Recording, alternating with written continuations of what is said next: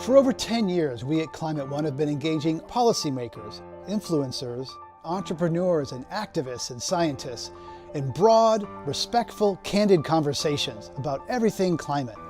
Food, energy, water, technology, transportation, housing. We've had huge success bringing together people who think they're on opposite sides of issues. When they sit down and have a candid conversation, they often find common ground and the basis for real solutions. We're emotional beings. Thoughtful, inclusive conversations create the conditions in which the changes we want to see become possible. So I want to hear from you. When you talk about climate, how do you talk about it? More importantly, what do you want to be talking about? With whom? Join the conversation. Even make your own video. Invite your friends to join you. Let's talk climate.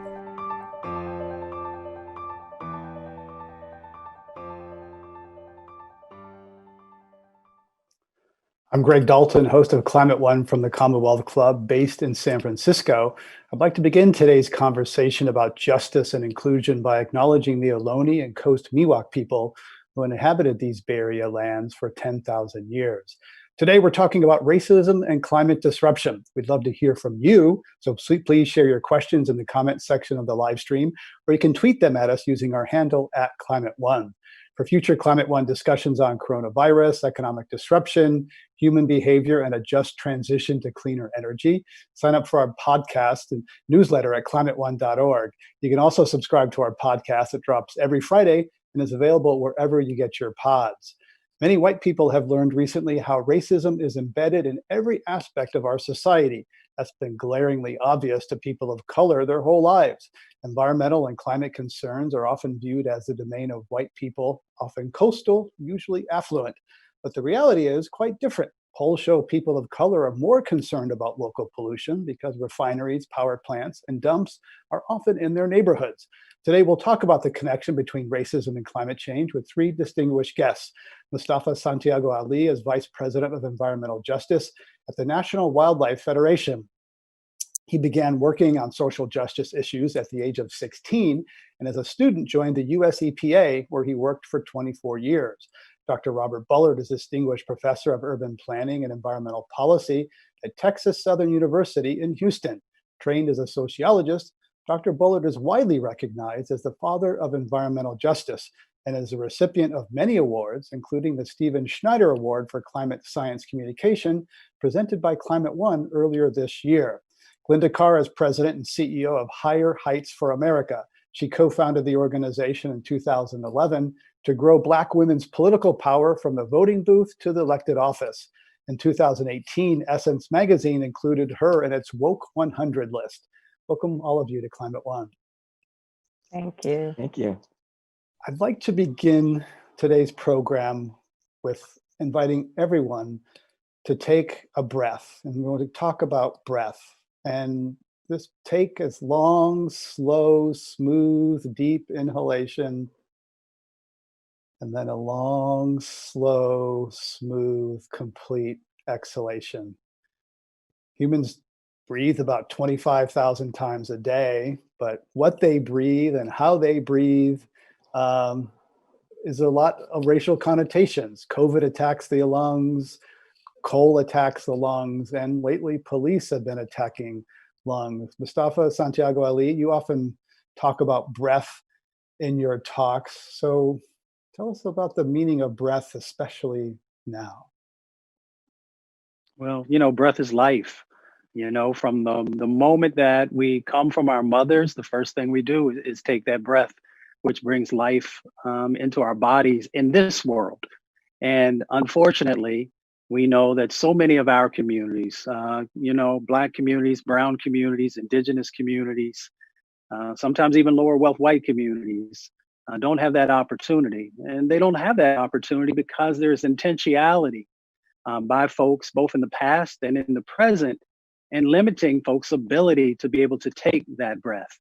And that's why in this moment, we also talk about that racism, systemic racism, plays into that paradigm, into that set of actions.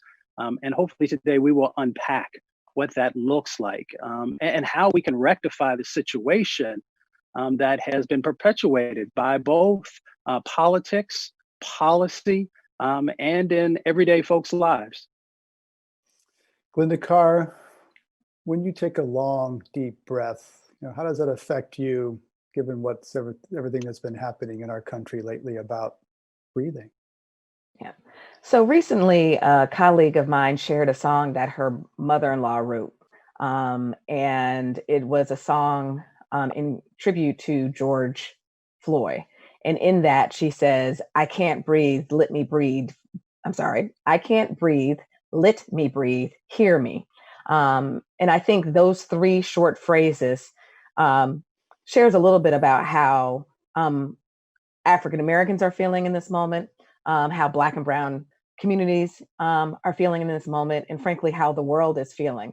The notion of being able to be free to take a full breath and use this moment for those who can to fill up and fill our democracy in a way that can envision a pathway forward. It is a luxury, unfortunately, in our society to breathe. The attack on Black and Brown lives and our ability to not only breathe because we've been constrained by institutional racisms for centuries, our ability to breathe when we continue to see police brutality choking Black lives, our ability to breathe so we can imagine a world rid of, pollution, rid of racism, rid of a politically toxic, racially divisive time that we're living in. But in that moment when we breathe, there's clarity about a pathway forward. Dr. Bullard, your thoughts? You've been writing books with very prescient titles, Dumping in Dixie, The Wrong Complexion for Protection. When you think about breathing and the work you've done, what really fills your mind and your heart? Well, the first thing I think of is that breathing is natural. And what's unnatural is when breathing can be hazardous to your health. And for too long, our lives have been snuffed out and somehow demeaned because we have not been allowed to breathe freely. And I think this whole idea of the right to breathe clean air is a basic human right. And when you start taking away that right to breathe, you're taking away humanity. And when you're taking away just every day, 24/7, the violence of dumping pollution into neighborhoods through smokestacks, and families are waking up 2:30 in the morning because some accident, because of some plume that is rushing through their neighborhoods. They don't know and they're told to shelter in place, and they don't know if they're going to live or die. That's violence. It's the same kind of violence that we see, the police violence that's snuffing out Black lives and killing people and creating this mental stress and trauma. When we see those videos daily and running, looping, that is causing trauma, which is PTSD. That kind of violence is taking its toll. And I think everybody knows it now. These demonstrations are really showing that, not just in this country, around the world, that this is unjust, this is barbaric, and we need to stop it right now. Dr. Bullard, before we go forward, I want to invite you to do what I'm doing, is hold your mic a little bit so that it's our mics tend to rustle against our collars.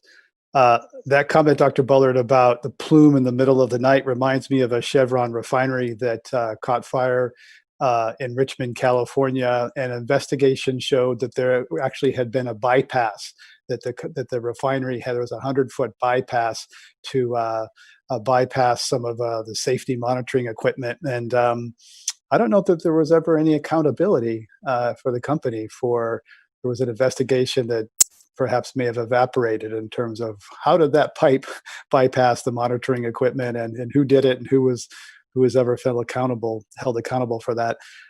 Dr. Bullard, your university is right next to Jack Gates High School, where George Floyd went to high school. That's where there's been some memorial services there recently. So tell us about that school, and really, this is very close to home for you.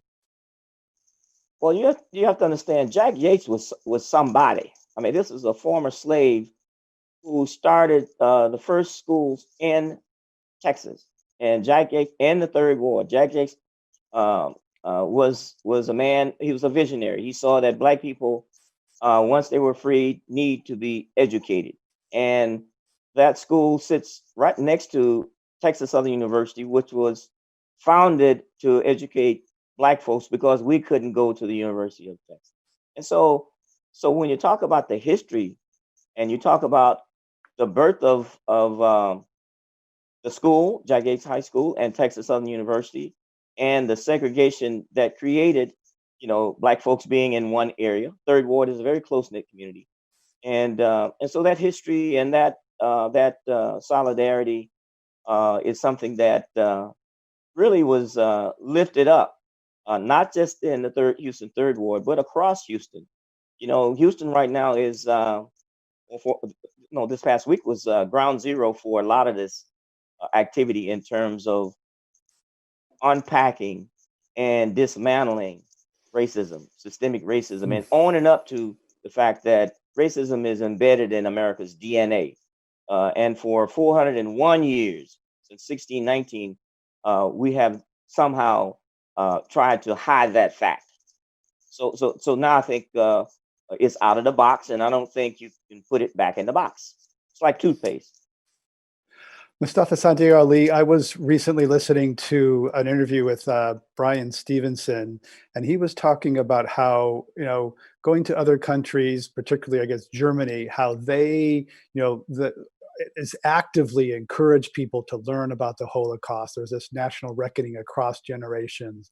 And it seems like this country hasn't had that reckoning yet. I remember going to visit a plantation in South Carolina once, and it was like you could visit the beautiful grounds of the plantation owner, and there was like a separate, that thing over there, you could see where the slaves lived. It was like an option over there. It wasn't like the main attraction. It wasn't like they were driving people to learn and understand that. I'd like to hear your thoughts on whether America's really put our legacy of racism front and center like it should have. Well, I think America's afraid to, because if you put it front and center, if you integrate it into the educational system as a part of our history, both the dark days and where we are in this present moment, then you have to do something about it. And it's very difficult for America to admit that it was a part of genocide for our indigenous brothers and sisters. It's hard for America to also talk about snatching the lives of Africans and bringing them to this country so that you could have free labor. It's difficult for our country to also focus on the fact that they brought Chinese brothers and sisters over here to build the infrastructure on the railroads and then turn their back on them after that and ostracize them. So for America to truly be able to highlight the injustices, the systemic racism that we're talking about today, would then mean that you also have to figure out a way that you are going to address both those past and present injustices that continue to happen. And that may come in the form of reparations. That would definitely come in the form of making sure that there is legislation, both on the federal and the state level, that rectifies those situations. And that also means that there has to be resources placed into that overall equation, because words without resources have little meaning. So I think it's difficult for our country up to this moment to be able to actually honor the lives that have been sacrificed so that this country could be in the positioning that it is. But I will also say that this is a new moment, this is a new time, and young people and many others are refusing to have the 21st century look like the previous centuries. So we have to see what that's going to actually look like. And of course, mobilization, building coalitions and many of the other aspects that are necessary for true change to happen will have to all come together. Glinda Carr, the climate and environmental conversation is often separate from conversations about housing, jobs, equity, those sorts of things. How do you see them as connected? I mean, racism is everywhere and carbon pollution is everywhere. They're both systemic problems, but they're often thought of as separate. Yep. At the end of the day, we will continue to have siloed conversations. I do think for us to step into this moment where we can truly reimagine an America we can all believe in, we have to look at the intersectionality of this moment. And at the end of the day, Black women want what white women want, who want what Black men want, who want what white men and our other communities of color want. We want economically thriving, educated, and healthy, safe communities. And if we could meet, in the intersection, to be able to talk about the nuances of that and why we haven't been able to achieve that. And part of the reason why we haven't been able to achieve that is because of the ability not to have brave conversations about the inequalities in this country.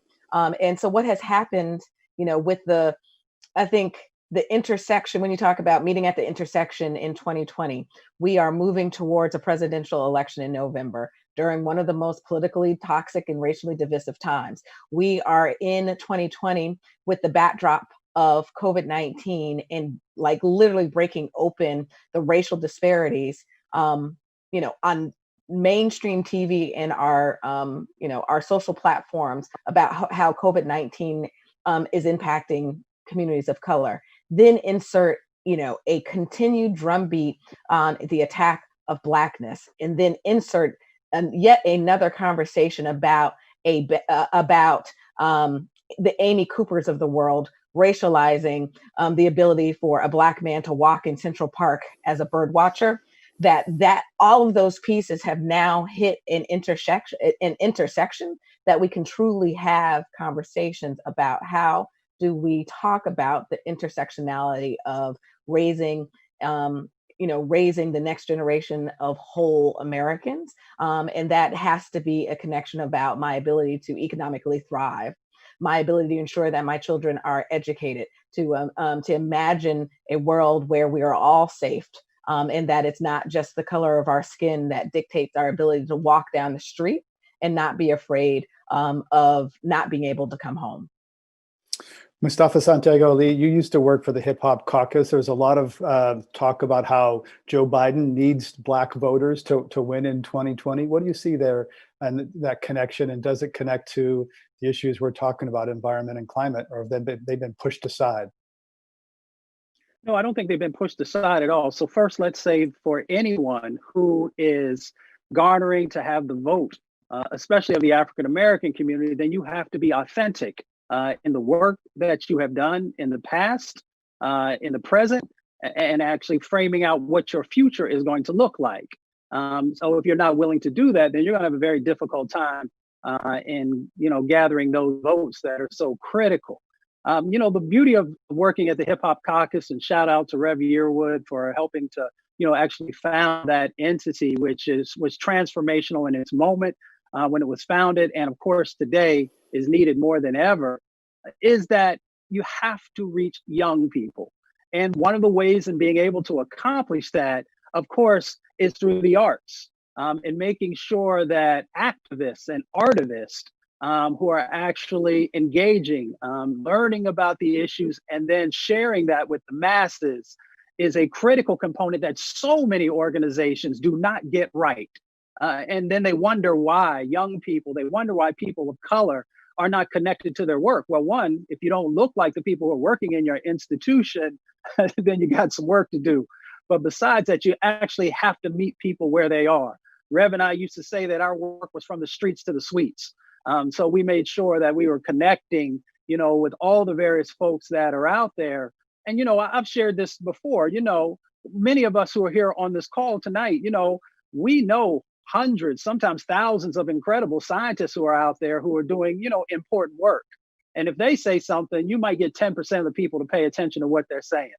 But if Beyonce says something, if Jay-Z says something, if Chance the Rapper says something, and a number of other folks are sharing information because it's coming from an authentic space, and they can relate to it. So that's why, organizations like the Hip Hop Caucus, and even in a broader construct, us utilizing and honoring the artists, who are speaking from their hearts, they're speaking from their souls.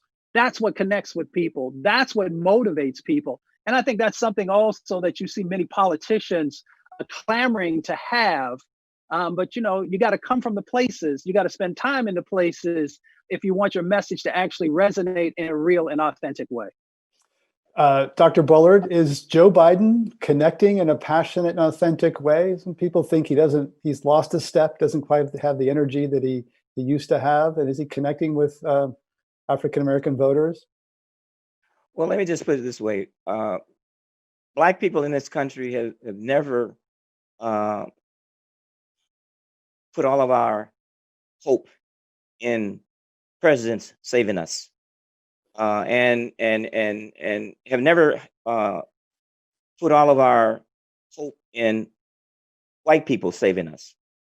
And I think it's important that we understand that any politician that's coming for our votes not only need to be authentic, they need to have a track record, and they need to bring people who are from those areas that they want the votes from, and not white people telling us how it feels to be Black. The experts that are out there can all tell, a white male can tell on a TV program what a Black woman feels. That kind of paternalism and racism and classism needs to stop. So let me just answer your question. I think the fact is that Black people are responsible for dragging in South Carolina, dragging Joe Biden across the finish line. Black people are responsible for moving the Democratic Party as far along that it is right now. So let's be clear. When we talk about developing a program of Lift Every Voice, a Black Agenda for America, then that it needs to be more than a 20-page or 30-page term paper. And so we need real, authentic proposals and organizations that have come to the table. That's why a group of us who have been working on environmental justice and environmental racism, transportation, housing, energy, food security, health, etc., came together, and we have reformed the National Black Environmental Justice Network. That we are pushing forward an agenda. We have developed policy papers, strategies, and the idea is that if we have a Black agenda for America that's coming out of the Biden team, then that agenda needs to be developed by and for and presented to that team. And that the way that we move the agenda forward is inclusion, not sloganeering, but real programs. And I think we have enough young people, old people, and people who are concerned about this crisis that we're in right now. 80% of America thinks that we are out of control. Every social movement that has been successful in this country has had students and young people. I spent my life training, educating young people and students. And so the whole idea of getting the word into those elected officials, and it starts at the city council, county commissioner, the legislature, the governor. Everything should not be put just 100% of our energy just on the president election. We have to go down ballot and organize and mobilize and educate. There's no substitution for organizing. We used to be the best organizers in the world, and people learned from us, took our playbook, and now they're mimicking what we used to do. We have to get back to what we used to do, is out organize everybody. Now that's my spiel for today. Glenda Card, the Green New Deal once was that rallying cry for for the left, certainly on environmental and a lot of other equity issues. Does the Green New Deal speak to you? Is it inclusive? Does it espouse the kind of ideals Dr. Bullard just articulated? I mean, I think at the end of the day, Mustafa hit the nail right in the middle, which is how do we actually talk in a way that our neighbors will be able to be part of the revolution we're looking for. So when we start using the, I call it, inside policy speak about the Green New Deal, not only are my family and friends not seeing themselves in that framework, I hope everybody's not like, yes. Then you wonder, it's like, oh, people aren't with us. We're not growing momentum. It's because we are using, our inside table speak. Research points to, as you know, Higher Heights is uniquely focused on organizing and mobilizing Black women. So that will be the voice that I will continue to use here. Is so Nielsen rating.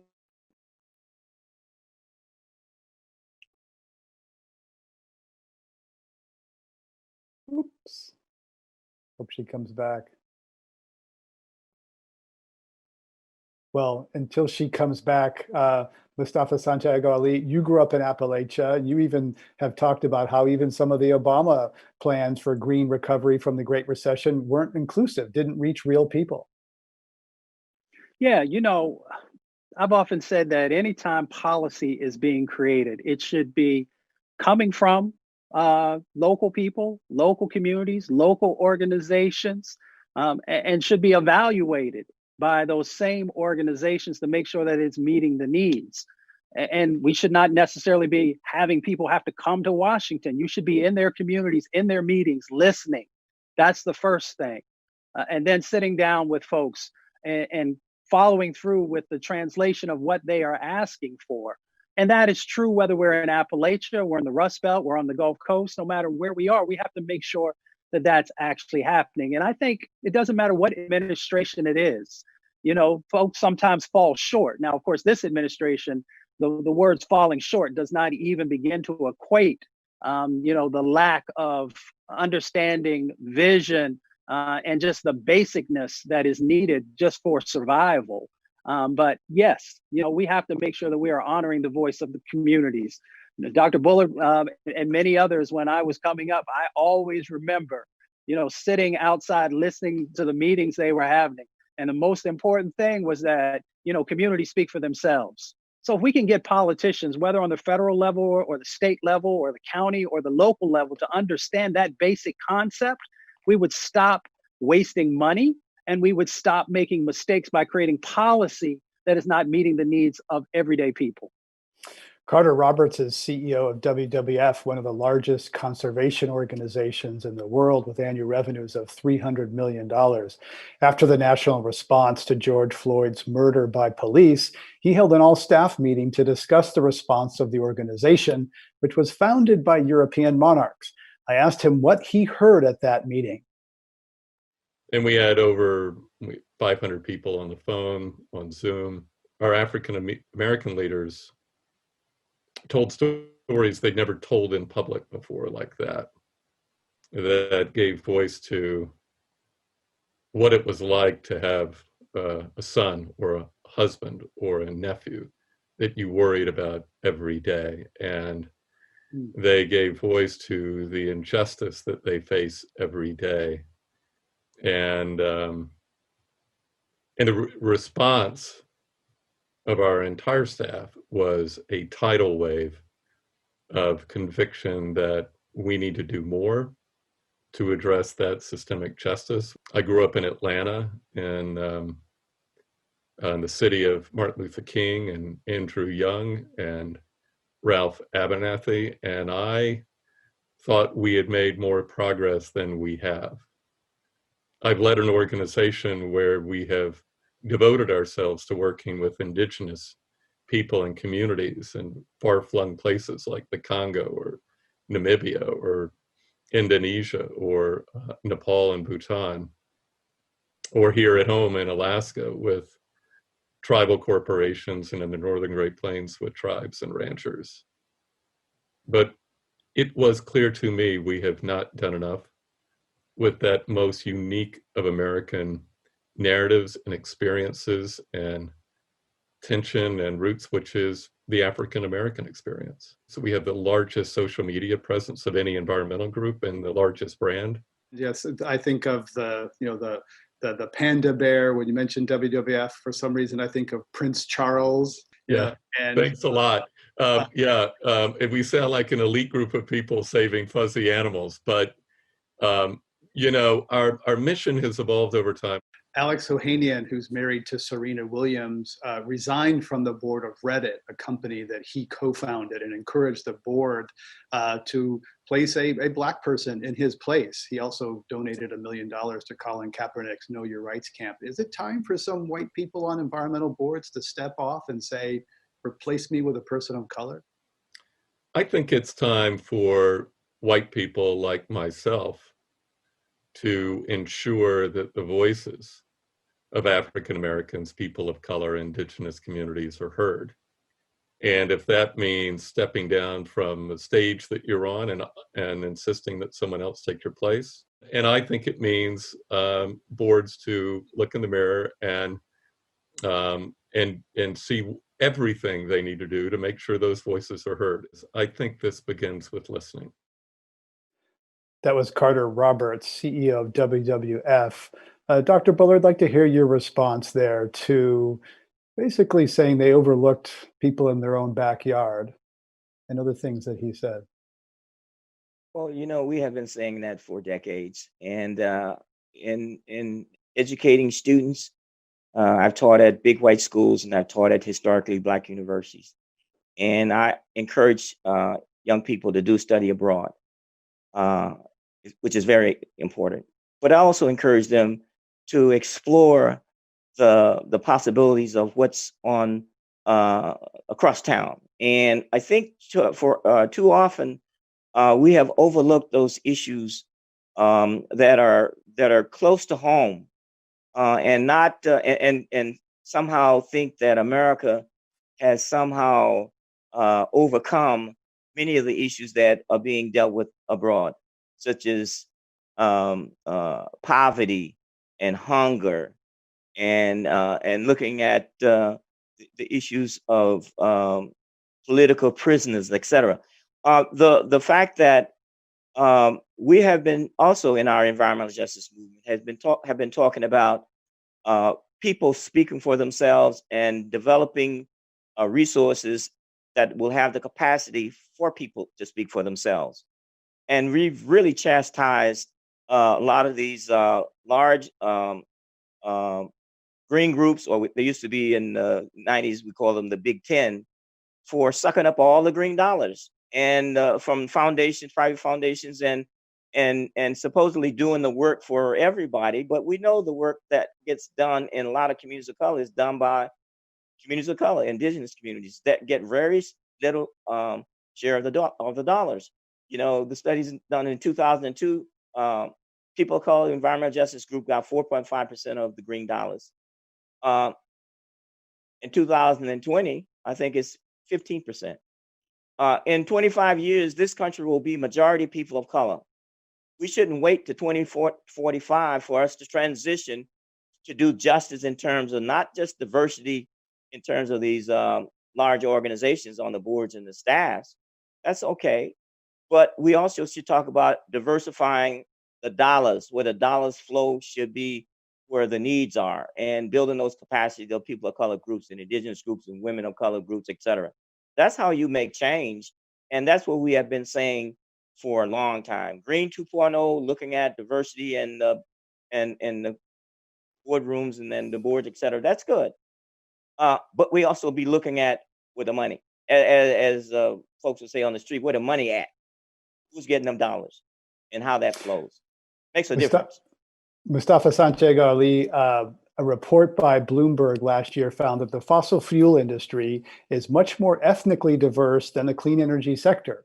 The solar industry, for example, has 250,000 workers, and about 75% of them are white. A recent academic study found lower adoption of rooftop solar in communities of color, even after adjusting for income and home ownership. What's going on there? There's a saying, if you're going to talk about it, be about it. And it's really interesting that, and I've said this before, and I've had some pushback from some folks. It's not only workers inside of this new green, clean economy, because that's one, people love for us to be focused on that. And that is an important conversation. The other part of it is ownership, because ownership then means that you can prioritize, you can make the right decisions, and you can make sure that your services and your resources can then be anchored in certain communities and can revolve around inside of those communities. And that is a missing part of this conversation. It's almost like the conversation that we have, and Dr. Bullard touched on it a little bit there. When we look at all the major green groups, we don't see an African American or a Latinx person leading any of those, but the Heritage Fund, or the Heritage, whatever the other part of the name is, they actually have an African American woman who runs that. Now, I don't agree with Heritage Foundation, the conservative think tank. Foundation, yes, right. Yeah, so I don't agree with the policies that they support and they move forward on. But if they can do it, how is it that these organizations that focus on environmental conservation, climate can't do it? And then, of course, we flip the coin over and we look at the clean economy, and we don't see folks doing the right things yet in that space. It's important. The work that can come out of there is important. Us, transitioning from fossil fuels is important, but it's also as important that we don't take this, a paradigm from one impacting negative side and then transfer that to the green side. So we got to make sure that we don't, continue the sins of the past, if I can say it that way. Glinda Carr, on that point about the Heritage Foundation, Condi Rice is the new head of the Hoover Institute at Stanford University, very bastion of conservative thinking, going back for decades. How do you feel about that? Is there an expectation that women of color are always progressive? Are you happy to get conservative women of color in power too? Black women aren't a monolithic voting bloc. We're not a monolithic leadership. And for me, a diverse decision-making table, regardless of where it fits in my political ideology, still makes better decisions. And so being able to ensure that if we're looking at this just from a two political idealism spectrum, conservative to progressives, we need to be pushing both spectrums to ensure that their leadership looks diverse and looks like America. And then for me is that I have no problem being able to be in a brave conversation where we push our counterparts to be better on issues or center our communities in those issues. So no, I think that we should ensure that each decision-making table is diverse, so that she still has a unique experience as a Black woman in America that she's bringing to a table that would, without her leadership, be void of a discussion about race and gender. And another person that you've helped campaign, Letitia James, the first Black woman to be a New York Attorney General. She took on ExxonMobil and lost. Tell us about her and some of the other new crop of leaders you're supporting. We saw a very different congressional glass in 2018. Yeah. Hopefully I don't drop again. I was like, I'm saying great things. Why can't y'all hear me? Just so you know, it was great. You didn't hear it, but it was great. So at the end of the day, behind my shoulder is Shirley Chisholm, the first Black woman to ever be elected to Congress in 1968. So we're 51 years since she, became the first Black woman to serve in that body. She went on, 4 years later to literally 48 years from like today, she was preparing for the 1972 Democratic Convention, where she would go and her name be entered into nomination from the floor. So there's been gains around Black leadership since then and gains for Black women, but the 23 million Black women in this country are underrepresented and underserved. And the strides that we've seen since Shirley Chisholm is in through Higher Heights and our work with the Center for American Women in Politics, you can't actually build a blueprint for if you don't know where you've been, Sankofa. right? And so when you look at Black women's leadership, in 2014, there was only two Black women elected and serving as mayors of top 100 cities. So enter 2020, and what we see on the national stage are 7 Black women leading major cities, and frankly being more progressive on how they're approaching COVID-19 than their counterparts across the country.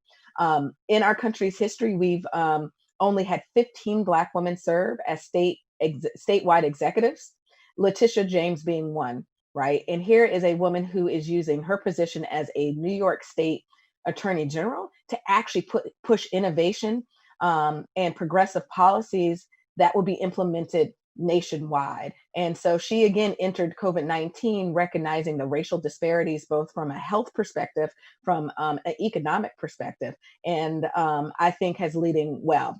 And to circle right back to a Shirley Chisholm, in 2018, we elected the largest number of women ever to serve in Congress, including the largest number of Black women to ever serve in that body. We now have 25 Black women serving in Congress, one African-American woman in the US Senate, which is Kamala Harris. We've only elected 2 in our country's history, in 1972.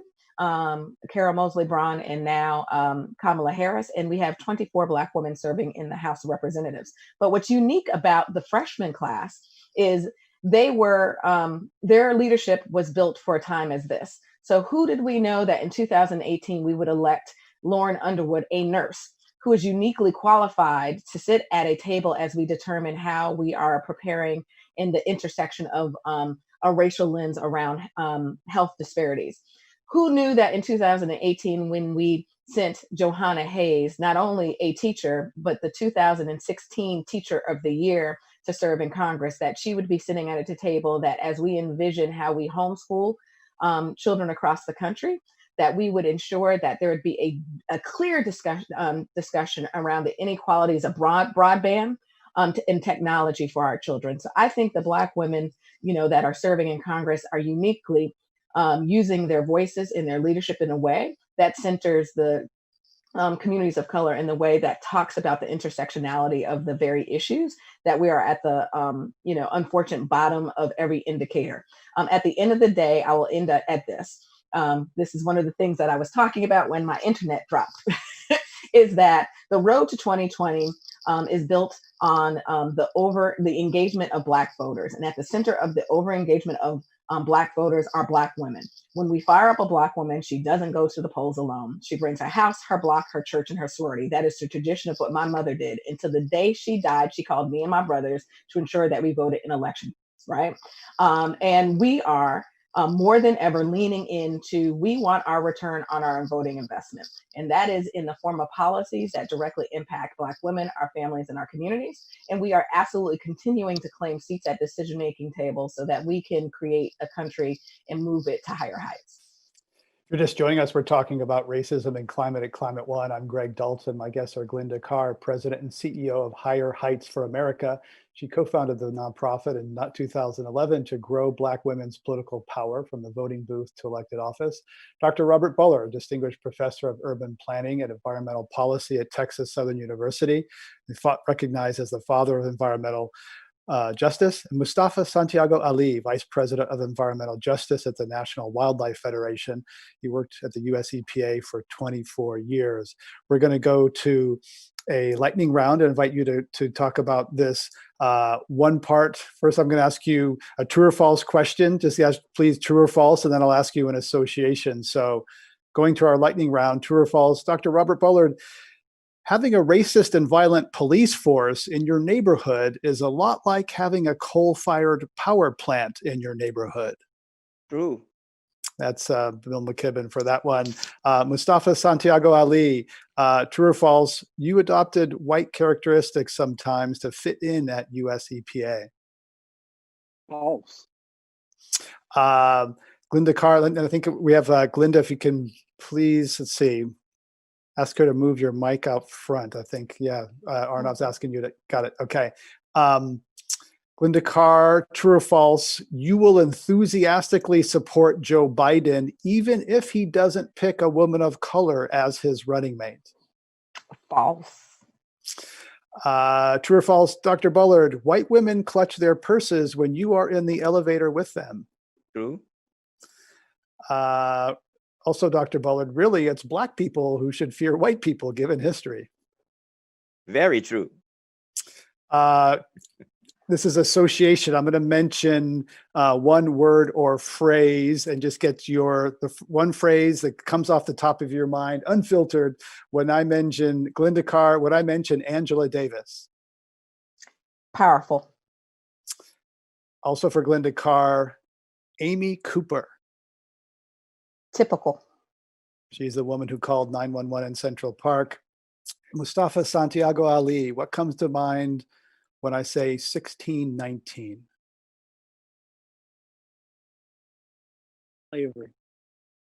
Slavery. Dr. Bullard, what comes to mind when I say Ida B. Wells? Fighter. Investigative journalist, educator, and early leader in the civil rights movement. Glinda Carr, what comes to mind when I say defund the police? Innovative. Mustafa Santiago Ali, what comes to mind when I say Greg Glassman, the CEO and founder of CrossFit?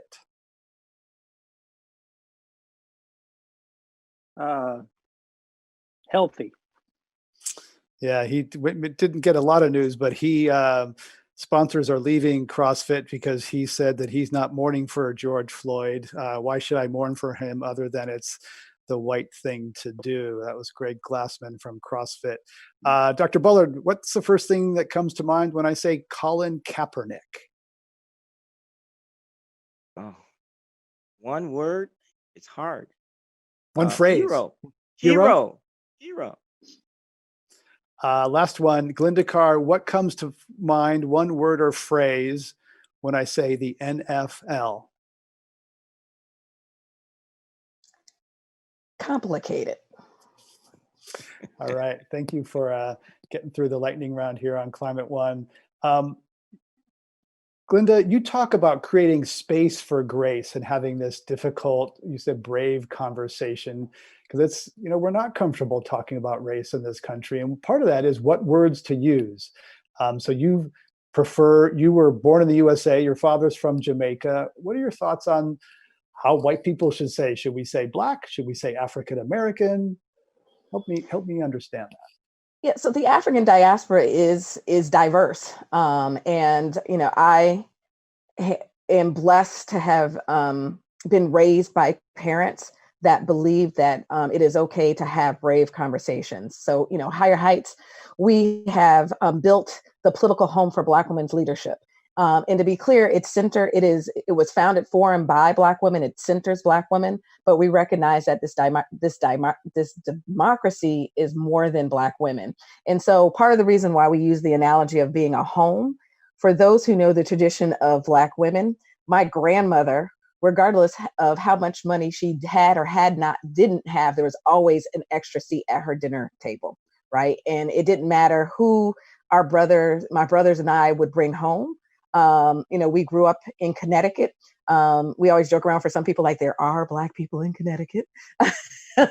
And, although we grew up in a Black community, we were bused to an affluent white school districts. I graduated from a high school with less than 10 people of color. And so we found ourselves very early being centered in a very Afrocentric and Caribbean-centric family, being bused, and our parents being very clear that we had to show our authentic selves. And the way you show your authentic selves is allow there to be grace when someone says something that is offensive, and being able to have what, as my mother would say, teachable moments. I remember in 6th grade, myself and two of my closest friends, there were 3 Black girls in my 6th grade class, and I almost called man's name out. Our teacher at the time, we were doing a family tree, and he pulled the 3 Black girls out of the class to tell us we didn't have to do the family tree, because he was, assumed that we couldn't do a family tree as descendants of African and those who were brought here from slaves. So of course, all of our parents took it upon themselves to actually do the family trees for us. It was the best family tree ever. And for them, it's like, no, here's an opportunity for you to know the diversity of our families. But he did that because he thought didn't want us to be uncomfortable. It was, in fact, he didn't want his white students, for him to be uncomfortable. For if at the end of the day, we could only stand in front of that class and proudly say we were descendants of slaves, that was the ability for, in sixth grade, to understand that being uncomfortable is the way that we have real conversations. And I think that is what we ought to be doing in this moment, to be able to have, to listen, as you said, but also to be able to be receptive to conversations, and the grace for people to evolve around a race conversation. Dr. Bowen, what do you say to people who would like to be a white ally? That's a term we've heard a lot about lately, and how the complexion of the protest has changed. A lot of younger people, younger white millennials, for example. What do you say to someone who wants to be a white ally and isn't sure what language to use or how to go about it? Well, the fact that coming out of the environmental justice movement and civil rights movement, we don't ask white people to check their skin color at the door, but we do ask them to come with a lens that's racial justice and equity lens. The fact that the meeting that we had at the University of Michigan in 1990 was pulled together by Bunyan Bryant and Paul Mohai, an African American and a white guy. And so the idea that we have always had allies, but the fact is that when we talk about the issues around justice, fairness, and equity, there's no one group that will have a monopoly on that. And so how we build allies is to come to the table with being authentic, coming there being sincere, and coming to work. And I think this is true with young people today. And as I said, every social movement has had successful movement that had young people and students. And young people, millennials, for example, today outnumber my generation, baby boomers.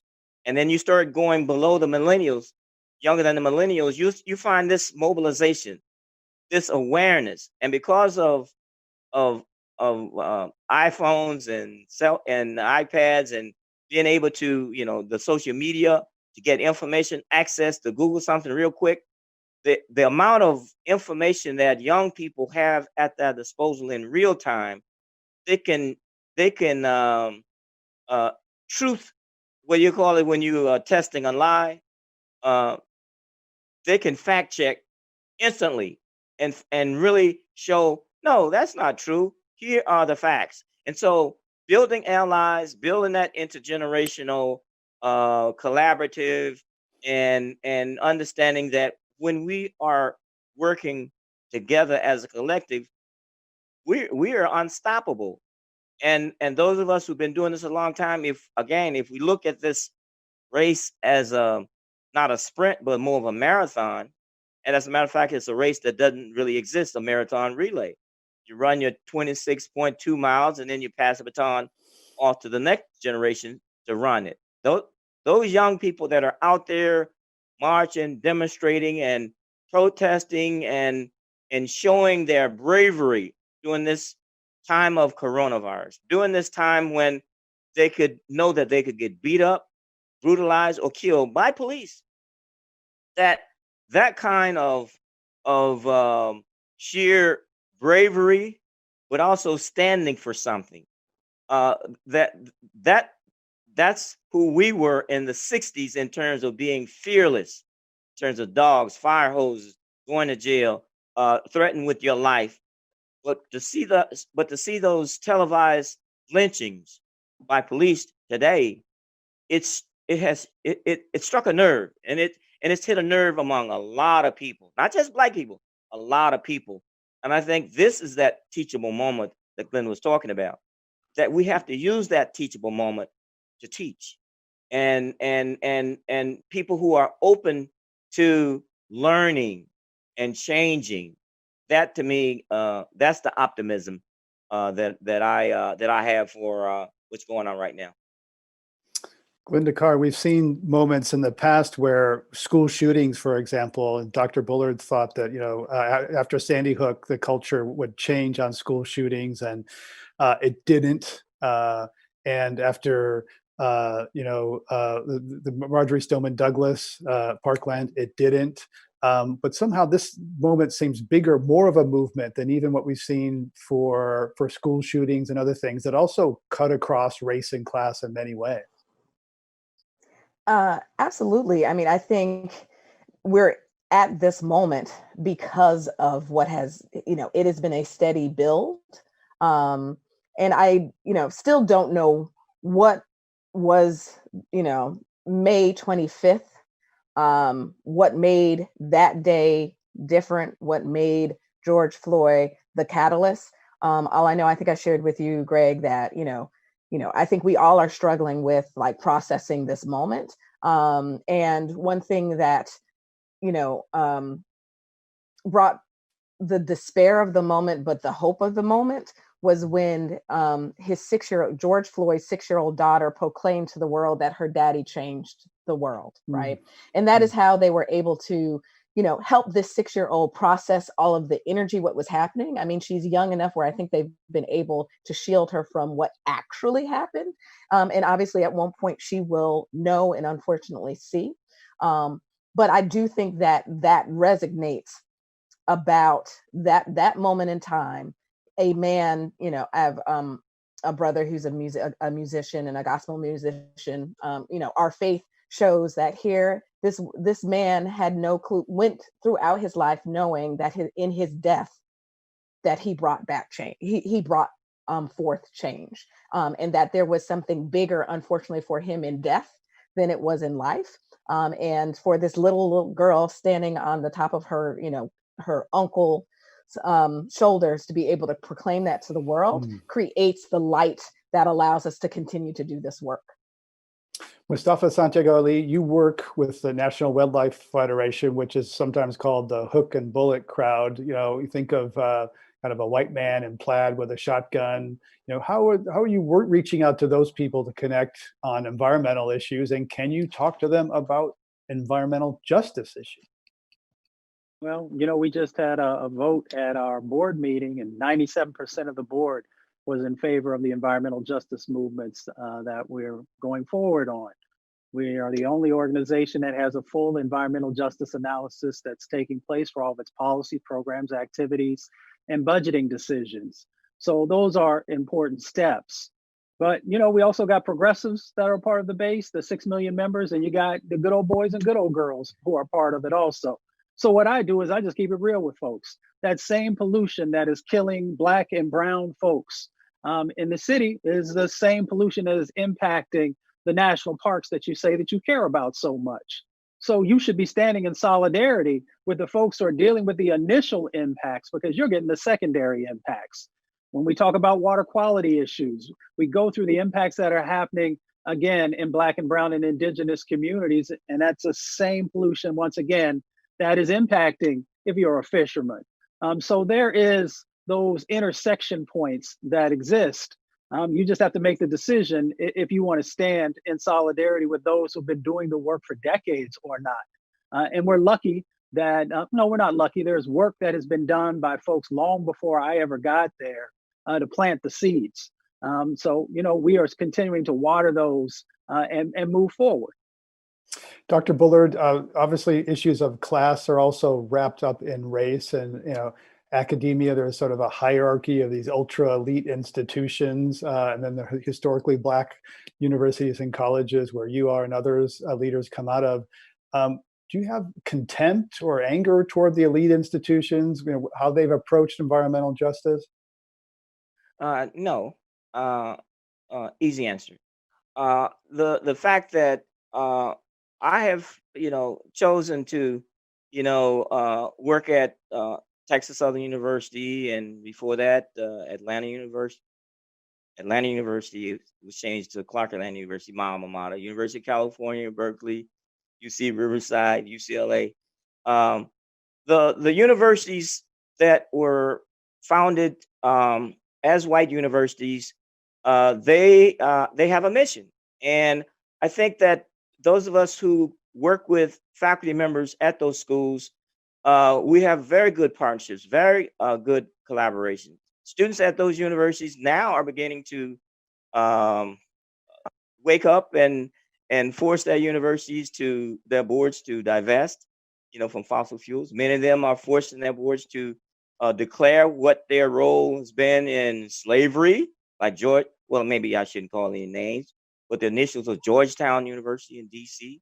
And other schools that basically have built their fortunes off of slavery or other kinds of issues. And so the whole idea is that when we get collaborations and work on justice issues, it is not by accident that the first environmental justice centers that were founded in the 90s were at Black schools. And that was because those of us who decided to leave the white school and go back to our HBCUs and start these centers.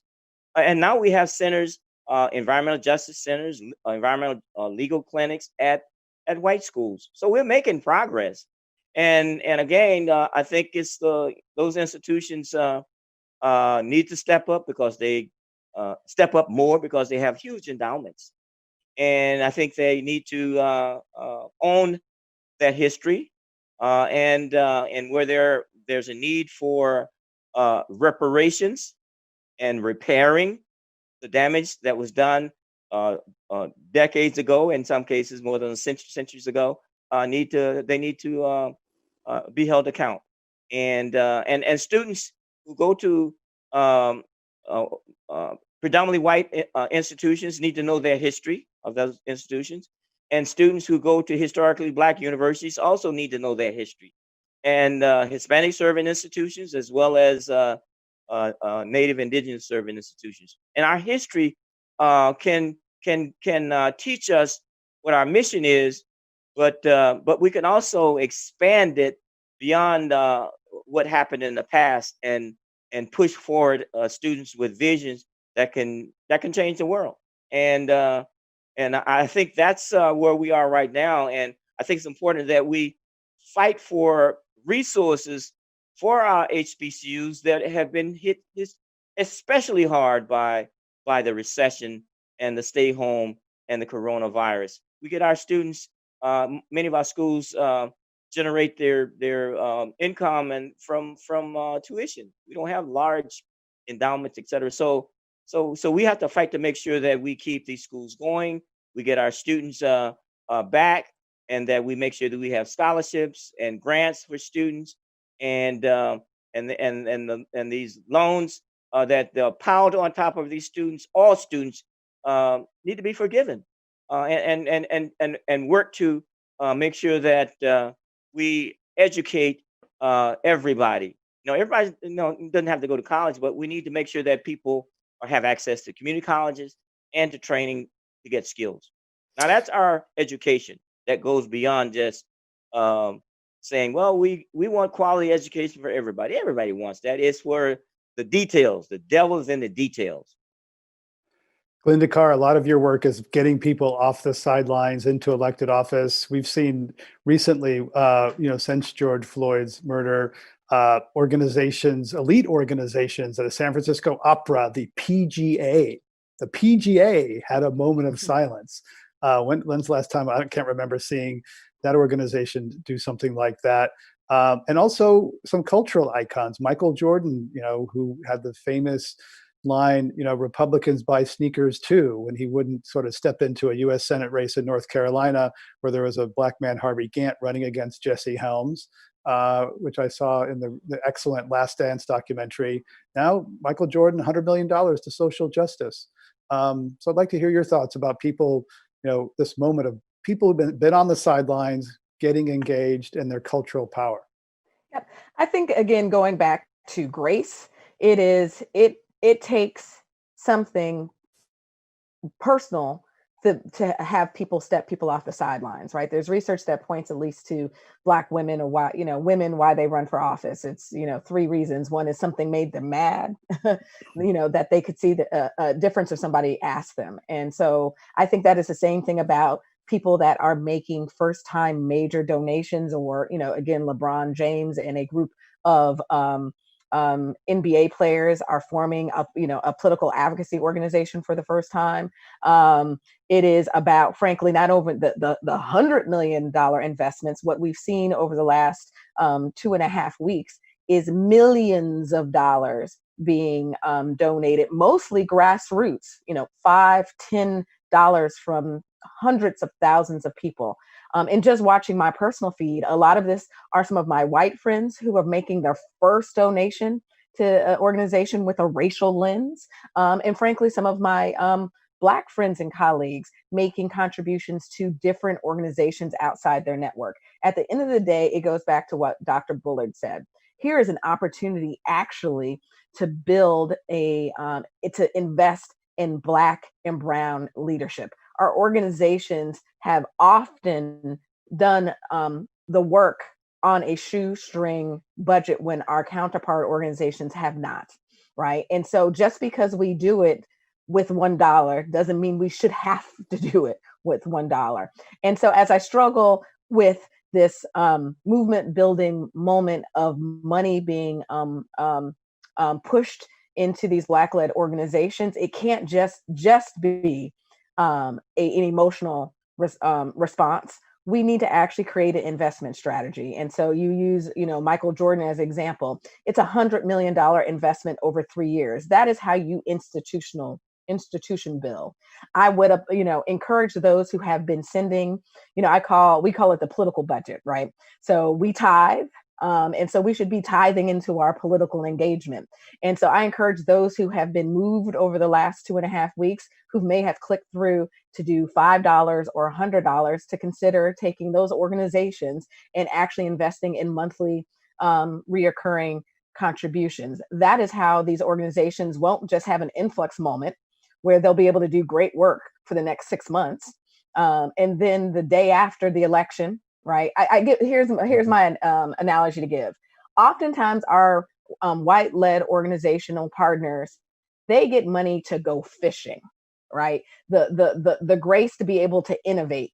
Organizations, Black-led organizations, oftentimes, I'll give you the 2 examples that at least we know about through Higher Heights, is there was this influx moment when everyone said, thank Black women for saving the world yet again in 2017 in the Alabama Senate race. And there was all this money that was sent to Black-led political organizations. At the end of the day, those organizations got money to go fishing. To fish, not to go fishing, which is, in that moment, there was something that our progressive counterparts want us to go fish for fish that we agree on, versus saying, I'm going to invest in your leadership and your vision. And that is what we need in this moment, is how are you inspired to institutional build and to actually invest in the next generation of leaders across all of the different issue areas we've talked about today.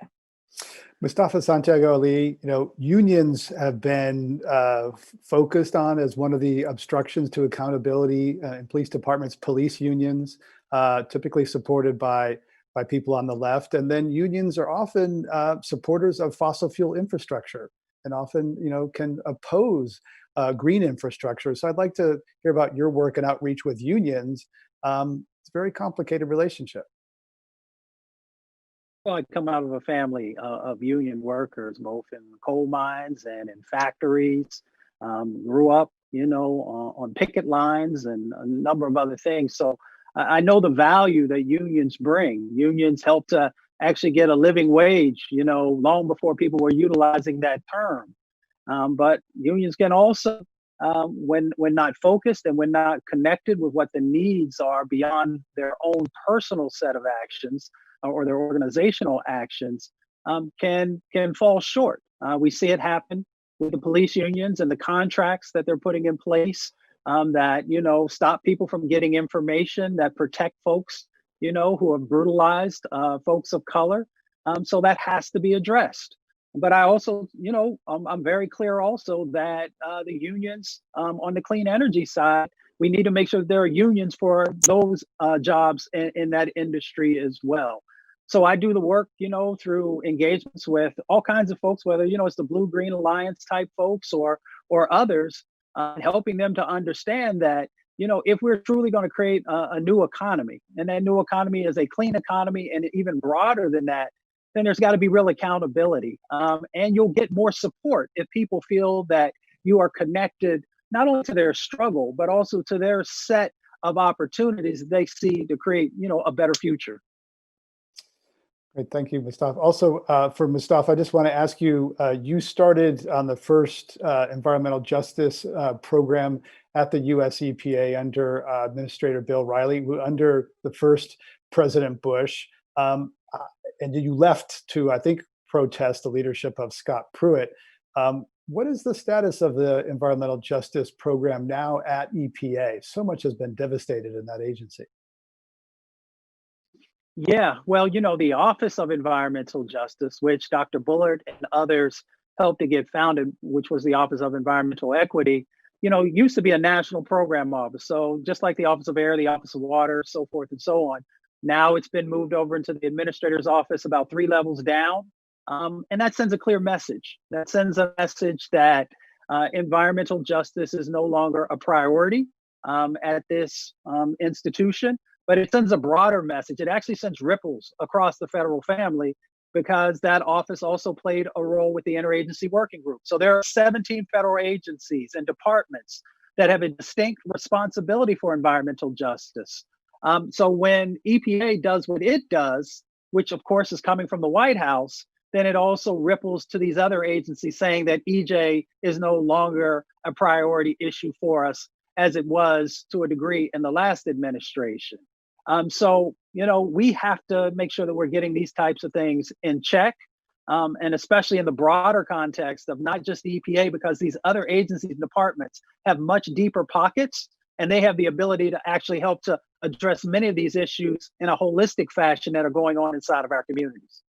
As we get to the end here, I want to touch on empathy and grace. Dr. Bullard, you are a former Marine, and the men in your family all served in the armed forces. And we've heard so much lately of say their names for victims of police violence. Starting Michael Brown, Freddie Gray, so many, Fernando Castillo, George Floyd. There's other names. There's a name I came across this weekend when I was visiting family of Sergeant Damon Gutzweiler, 38 years old, sheriff in Santa Cruz, California, who ambushed and killed by an Air Force sergeant. Sergeant Gutzweiler has a baby on the way. No one knows his name.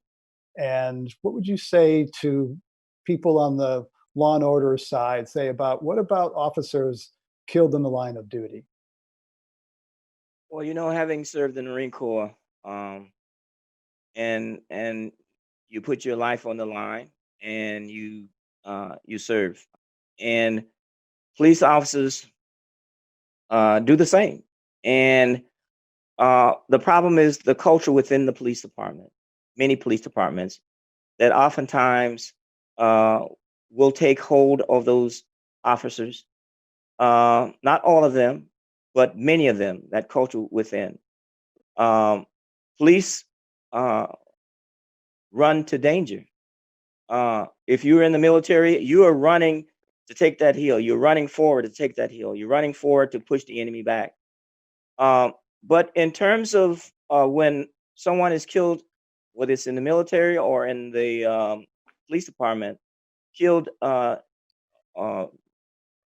the active service, it's a tragedy. It's a terrible thing. It's a loss, and nobody's shouting, clapping, and throwing confetti in terms of celebration, because it is a loss. Because that's a life that's lost, and a family that that has to go without that loved one.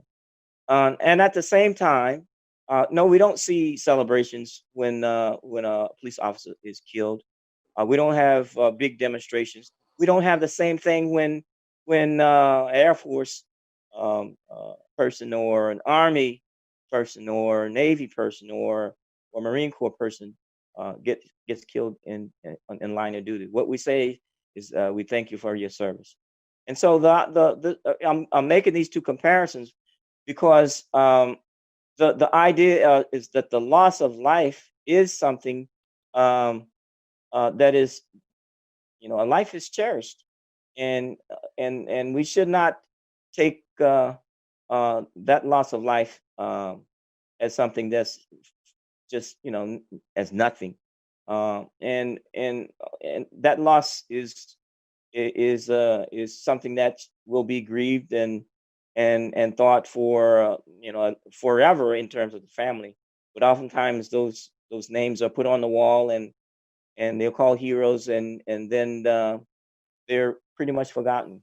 Mm. Um, like the soldiers that die in the wars that we've had, they're put on a wall, and you only remember them when you go and visit the monument. Mm. But the living, breathing uh, justice of trying to serve and protect, that has to go on, whether it's in the military or whether it's in the police department. And that's where I think people are calling for, the justice, and not belittling or berating or somehow minimizing the loss of life when police do lose their lives or somehow are injured. And I think that's important. I'm going to end with two questions from YouTube. Both Sharon and Susan ask, what gives you hope to continue to do this very critical work? And do you have hope that we will actually move forward to equality? Glinda, what gives you hope? So I don't have children of my own, but my godchildren give me hope. It is about ensuring that we are, leaving in America that is better than what we came from. Like I had the privilege of growing up with four generations of my family. My great grandmother, who was born in 1895 and died shy of her 100th birthday, Carrie Lee Dickens. We all lived in the same community. And so she dreamt a dream bigger for me and my brothers that she could have ever imagined, right? Or that we could have ever imagined. Here's a woman that didn't have a right to own property, that only had a third-rate education. But she knew that she could use her voice and her activism in a way that created a pathway better for me and my brothers. And I'll leave this with you because you brought her name up, Greg, which was Ida B. Wells. She once said, the way you right a wrong is to turn the light of truth on it. And I think that is what we continue to do and strive for. Mustafa, what gives you hope? I think so many different types of people coming together in authentic ways, and seeing people not just utilize words, but actually being willing to put their bodies on the line to make sure that justice becomes a reality, that systemic racism ends.